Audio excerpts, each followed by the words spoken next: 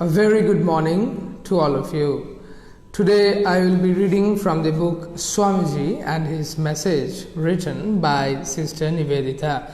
I have read earlier also from various chapters of this book. I will be continuing today from the chapter The National Significance of the Life and Work of the Swami Vivekananda.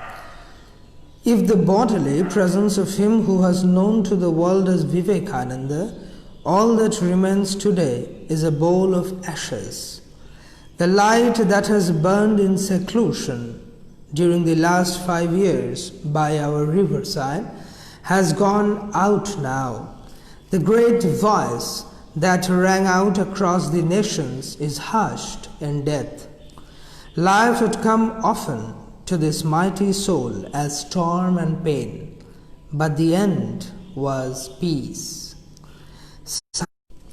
Silently, at the close of the evening song on the dark night of Kali, came the benediction of death.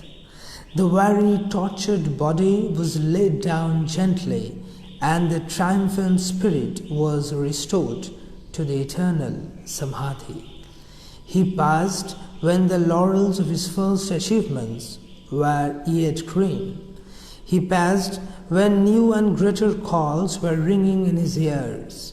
Quietly, in the beautiful home of his illness, the intervening years with some few breaks went by amongst plants and animals, unostentiously training the disciples who gathered around him, silently ignoring the great fame that had shone upon his name. Man-making was his own stern, brave summary of the work that was worth doing.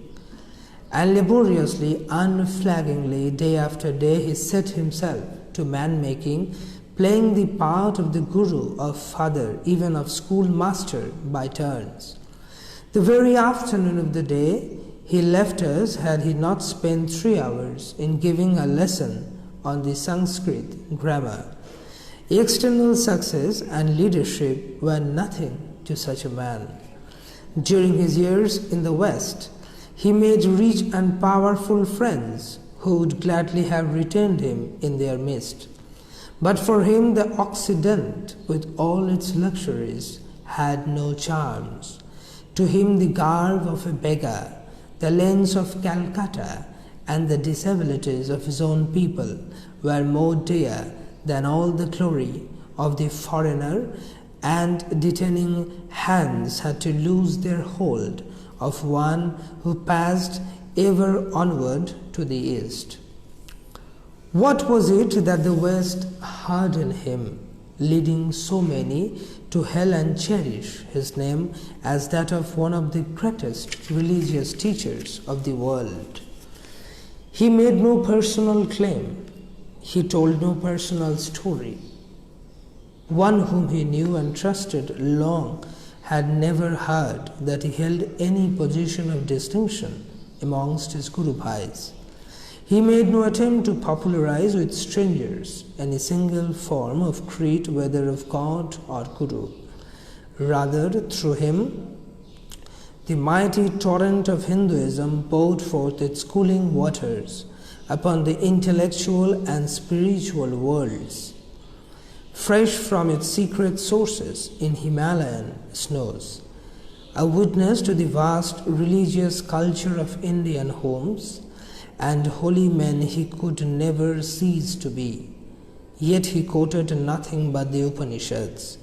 He taught nothing but the Vedanta, and men trembled, for they heard the voice for the first time of the religious teacher who feared not truth. Do we not all know the song that tells of Shiva as he passes along the roadside? Some say he is mad. Some say he is the devil. Some say, don't you know, he is the Lord himself. Even so, India is familiar with the thought that every great personality is the meeting place and reconciliation of opposing ideals. To his disciples, Vivekananda will ever remain the archetype of a sannyasin.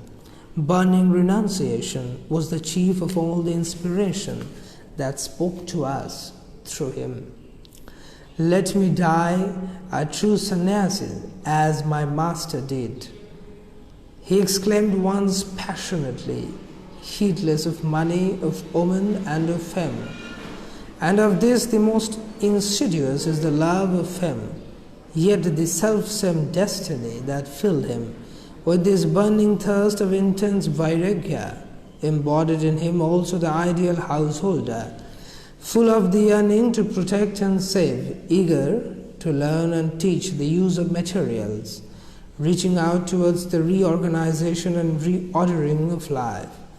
In this respect, indeed, he belonged to the race of Benedict and Bernard, of Robert de Cajetan and Loyola. It may be said that just as in St. Francis of Assisi, the yellow robe of the Indian sannyasin gleams for a moment in the history of the Catholic Church, so in Vivekananda, the great saint abbots of Western monasticism are born anew in the East. Similarly, he was at once a sublime expression of superconsciousness, religion, and one of the greatest patriots ever born. He lived at a moment of national disintegration, and he was fearless of the new. He lived when men were abandoning their inheritance, and he was an ardent worshipper of the old.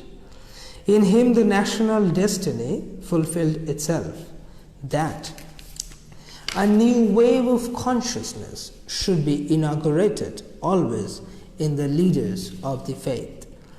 In such a man, it may be that we possess the whole Veda of the future. We must remember, however, that the moment has not come for gauging the religious significance of Vivekananda. Religion is living seed, and his sowing is but over. The time of his harvest is not yet, but death actually gives the patriot to his country. When the master has passed away from the midst of his disciples, when the murmurs of his critics are all hushed at the burning heart, that the great voice that spoke of freedom rings out unchallenged, and whole nations answers as one man. Here was a mind that had unique opportunities of observing the people of many countries intimately. East and West he had seen and been received by the high and low alike. His brilliant intellect had never failed to gauge what it saw. America will solve the problems of the Shudra, but through what awful turmoil, he said many times. On the second visit, however, he felt tempted to change his mind, seeing the greed of wealth and lust, of oppression in the West, and comparing this with the calm dignity and ethical stability of the old Asiatic solutions formulated by China many centuries ago. His great acumen was yoked to a marvelous humanity. Never had we dreamt of such a gospel of hope for the Negro as that which he rounded on the American gentleman who spoke of the African races with contempt. And when in the southern states he was occasionally taken for a colored man and turned away from some door as such, a mistake that always atoned for as soon as discovered by the Irish hospitality of the most responsible families of the place, he was never known to deny the imputation. Would it not have been refusing my brother? He said simply when he was asked the reason of his silence. To him each race has its own greatness and shone in the light of that central quality.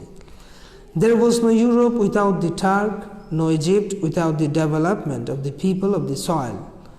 England had grasped the secret of obedience with self-respect. To speak of any patriotism in the same breath with Japan's was sacrilege. What then was the prophecy that Vivekananda left to his own people? With what national significance has he filled that Gerua mantle that he dropped behind his passing? Is it for perhaps to lift the yellow rags upon our flagpole and carry them forward as our banner? Assuredly. For here was a man who never dreamt of failure. Here was a man who spoke of naught but strength. Supremely free from sentimentality, supremely defiant of all authority. Are not missionary slanders still ringing in our ears? Are not some of them to be accepted with fresh accessions of pride? He refused to meet any foreigner save as the master. The Swami's great genius lie in his dignity, said an Englishman who knew him well. It is nothing short of royal.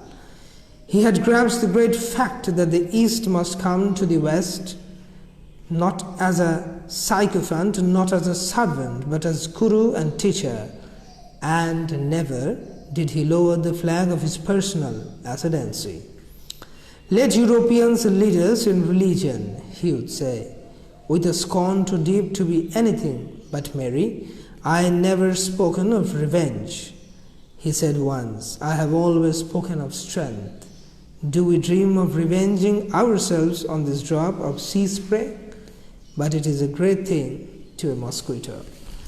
We were seeing Swamiji's vision, Swamiji's words as recorded by Sister Nivedita, beautiful descriptions, and beautiful is her language.